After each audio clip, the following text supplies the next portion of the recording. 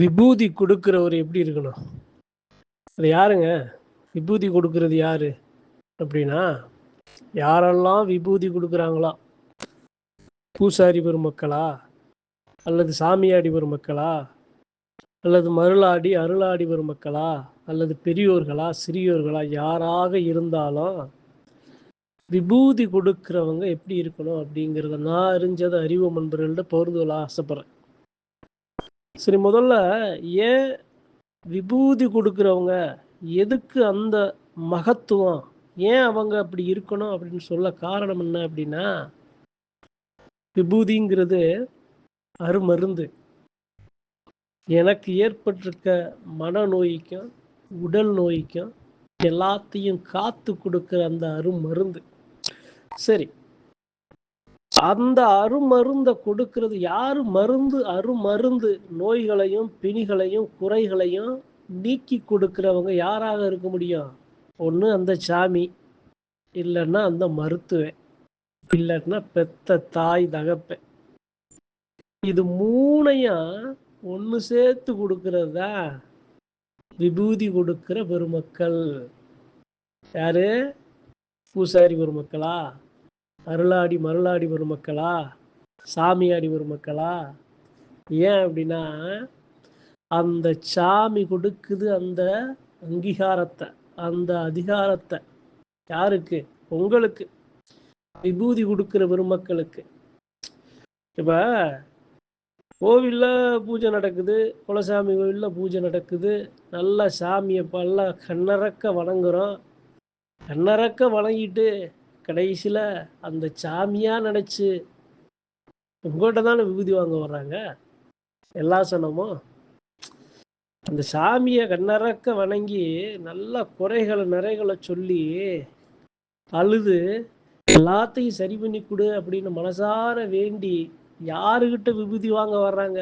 அந்த விபூதி தொட்டை எடுத்துட்டு வர்றாரு பாருங்க, அந்த பூசாரி பெருமக்கள், அவர்கிட்ட தான் விபூதி வாங்குறாங்க. அப்ப அந்த சாமியே வந்து நான் வச்ச குறைய, நான் வச்ச கோரிக்கைய நீக்கி அந்த சாமியே எனக்கு ஆச்சார விபூதி கொடுத்ததுக்கு சமானம். அத்தகைய பொறுப்புல இருக்கிற அதிகாரம் மிக்க வலிமையான பெருமக்கள் தான் விபூதி கொடுக்கிற பெருமக்கள், சாமியாடி பெருமக்கள், பூசாரி பெருமக்கள்.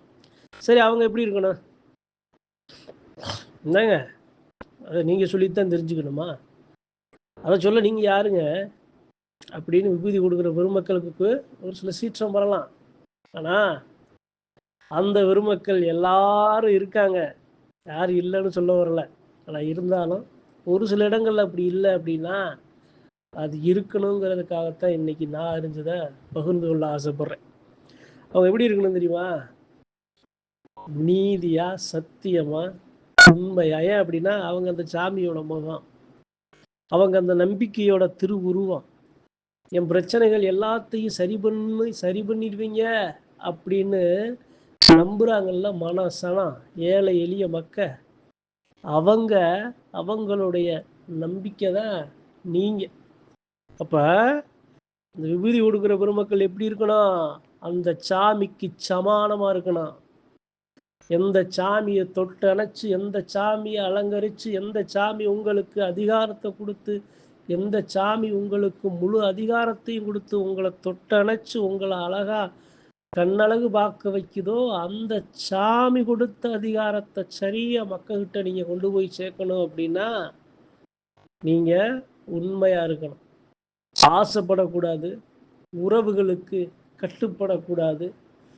உண்மையா, நீதியா, நல்லா சுய ஒழுக்கத்தோட, நல்ல மன நிறைவோட, தைரியத்தோட அந்த சாமி போல நீங்க கொடுக்கிற அந்த ஆச்சார விபூதி இருக்குல்ல, அதான் ரொம்ப ரொம்ப முக்கியமானது. அதாவது இதை யாரும் நீங்க உங்களை குறை சொல்லணும், உங்களுடைய குறையை சுட்டி காட்டணுங்கிறதுக்காக இன்னைக்கு இந்த பதிவு அல்ல. ஒரு சில விஷயங்களை உங்கள்கிட்ட புரிய வைக்கத்தான் இன்னைக்கு இந்த பதிவு. உங்களுக்கு தெரியுமா தெரியாதா அப்படின்னு தெரியாது. ஒரு சில உண்மையான நிகழ்வுகளை அறிவோம் நண்பர்கள்ட்ட, அறிவோம் நண்பர்களில் யாராவது சாமியாடி பெருமக்கள், பூசாரி பெருமக்கள் யாராவது இருந்தீங்க அப்படின்னா, இளம் பூசாரி வயது பெருமக்கள் இருந்தீங்க அப்படின்னா அவங்களுக்கு தெரியப்படுத்துதான் இன்னைக்கு இது இந்த பதிவுகளை சொல்ல ஆசைப்படுறேன். ஒரு சாமியாடி இருக்காரு.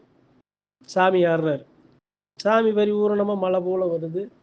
நல்லா சாமி ஆடுறாரு. நல்லா எல்லா மக்களுக்கும் நல்லா அதனால் முடிஞ்ச நல்லதை செஞ்சு வர்றாரு.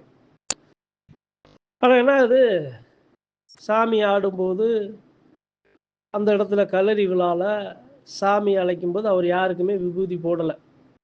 அந்த வாய்ப்பு வரலை. யாரும் அவர்கிட்ட தேடி விபூதி வாங்க வரலை. அப்போ அவர் யாருக்கும் விபூதி போடலை. அப்போ அவர் என்ன பண்ணுறாரு, சரி அப்படின்னு மறுபடியும் அந்த சாமியை எப்பயும் போல் வணங்கி வர்றாரு. ஒரு காலகட்ட நேரம் வரும்போது அவர் விபூதி போடுற வாய்ப்பு அவருக்கு கிடைக்குது. அந்த சாமியாடிக்கு, அந்த மருளாடிக்கு.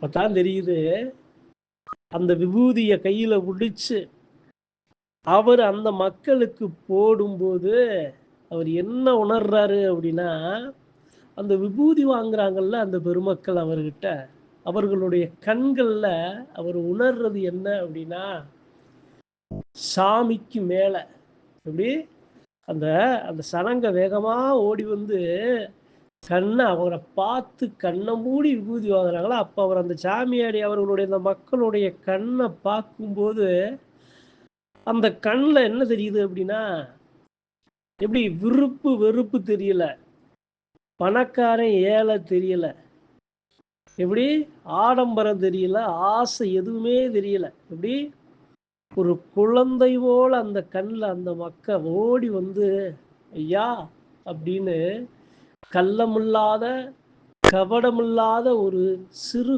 குழந்தை எப்படி ஒரு பாசத்துக்காக ஏங்குமோ அதே மாதிரி அந்த விபூதிக்காக அந்த மக்கள் வந்து நிற்கிறாங்க. அப்போ அவருக்கு தெரியுது, அந்த சாமியாடிக்கு தெரியுது அந்த விபூதியோட மகத்துவம்.